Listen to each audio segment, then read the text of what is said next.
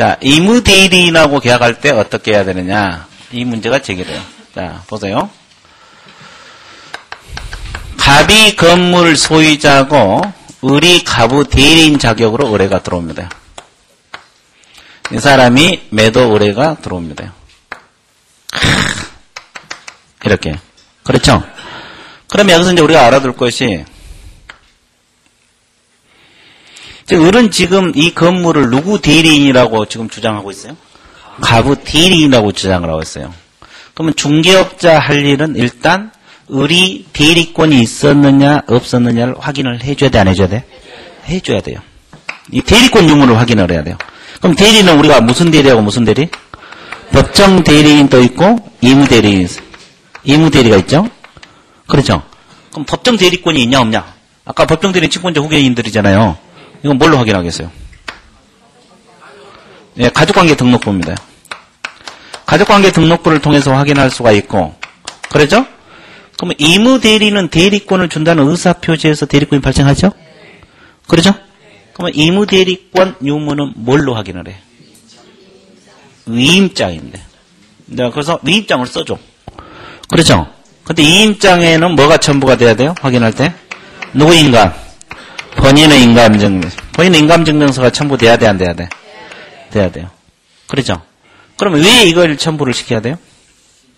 자, 위임장에 위임인하고 인감증명서가 본인하고 같은 사람이죠? 그러면 인적사항하고 인감이 일치하는가 확인해줘야 돼, 안 해줘야 돼? 해줘야 돼요. 그래서 그래요. 그리고 대리인하고 수임인하고 같은 사람이죠? 일치하는가 확인. 그 위임 내용도 확인해야 돼요. 왜 위임 내용으로 확인해야 돼요? 그랬죠. 이 사람이 임대하라고 대리권을 줬는데 팔려고 들어와 볼 수도 있죠. 그러니까 이걸 확인을 해서 이상이 없으면 중개를 해달라. 정리되고 있죠?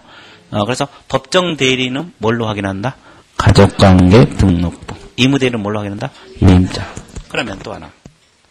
남편 재산을 아내가 처분하려고 들어와. 부동산을 처분하려고 들어와. 그럼 뭘 확인해야 돼요? 가족관계 등록부 가족이니까 아주 좋았어요. 여기는 위임장이 있어야 돼. 여기는 대리권 없어도 돼. 위임장이 있어야 돼. 그래서 부부간 관계도 이무대리로 보는 거예요. 자, 부동산 처분하는 것은 일상가사 범위를 벗어난다고 보고 있거든요. 일상가사는 별도 대리권 없어도 되죠. 부부 같은 마음대로 할 수 있는데 이런 것은 일상가사 범위를 벗어나기 때문에 별도 위임장이 있어야 돼, 없어야 돼? 있어야 돼. 위임장으로 확인합니다. 뭘로 확인한다? 위임장. 자, 그래서 양가로 3번 끝. 자, 밑줄 그어드릴게요. 동그라미 1번 첫째 줄 오답. 법정 대리인 여부는 뭘로 확인한다? 가족관계 등록부. 자, 이무 대리인 경우에는 본인의 인감증명서가 첨부된 뭐다? 위임장하고 등기부증. 거기다 밑줄 보세요. 밑줄 그어놨어요? 자, 맨 동그라미 2번 밑에서 세 번째 줄. 특히 뭐라고 했어요? 남편 재산을 아내가, 아내 재산을 대리인하고 처분하는 경우 일상가사 범위를 벗어나는 경우로 진정한 대리권 수요 여부를 확인하라 하지 말라. 하라. 그럼 이것도 뭘로 확인해? 위임장. 위임장을 통해서 확인한다 그랬어요. 그래서 여러분들이 그거 알고 있으면 되고. 자, 그 다음에 또 중개업자가 사무소 내놓고 앉아 있으니까 또 어떤 재산이 의뢰가 들어오냐? 공동소유 재산 형태 의뢰가 들어올 수도 있어요, 없어요? 있어요. 그러면 공동소유에 대해서 공부를 하는데 공동소유 재산 형태는 크게 세 가지가 있죠. 공유재산 또 합유재산 또 총유재산이 있죠. 자, 합유는 무슨 재산을 말해요? 조합재산 같은 걸 말합니다. 조합재산을 말하고 총유는 자, 권리능력 없는 사단 또 교회 또 사찰 또 종중재산 있어요, 없어요? 있죠. 종중재산.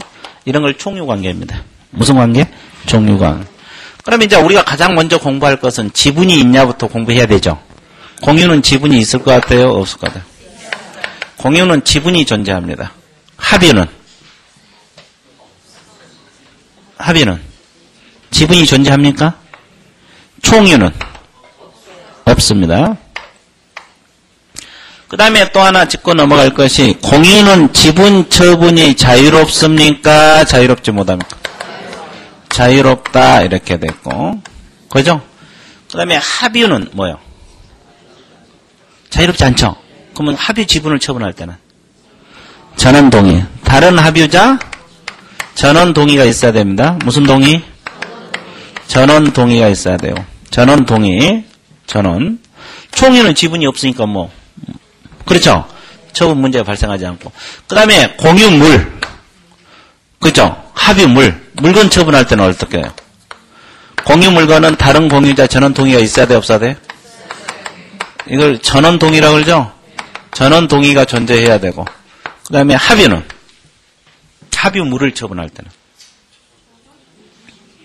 다른 합유자 전원 동의입니다. 다른 합유자 무슨 동의? 전원 동의가 있어야 되고. 자, 그 다음에 총유는 사원총회 결의. 종중재산 같으면 종중에 뭐가 있어야 돼요? 의결이 있어야 돼 없어야 돼? 있어야 됩니다. 이거예요. 그러면 이걸 알고 있으면 돼. 구체적인 내용은 이제 민법이 다룰 거고 우리는 이거 알고 있으면 되는데 왜 이걸 알아야 돼요? 공유재산이 의뢰가 들어올 수도 있잖아요. 그럼 중개업자가 어떻게 해야 될 것인가 그걸 공부를 하는 거예요. 그럼 토지 한 필지를 갑하고라고 공동으로 소유할 수도 있어 없어요? 공유 관계죠. 그럼 이 사람이 지분이 있다 그랬어 없다 그랬어요? 그럼 여기가 지분을 70% 가지고 있다면 이거 몇 퍼센트? 30%가 아니에요. 그럼 이 지분 자체를 의리팔려고 들어와. 누구에게? 중개업자에게. 그럼 중개업자는 지분 자체를 중개할 수가 있겠어요? 없겠어요? 아, 지분도 중개할 수 있어? 물건도 아닌데? 중개 대상이 돼? 확실해요? 예, 됩니다.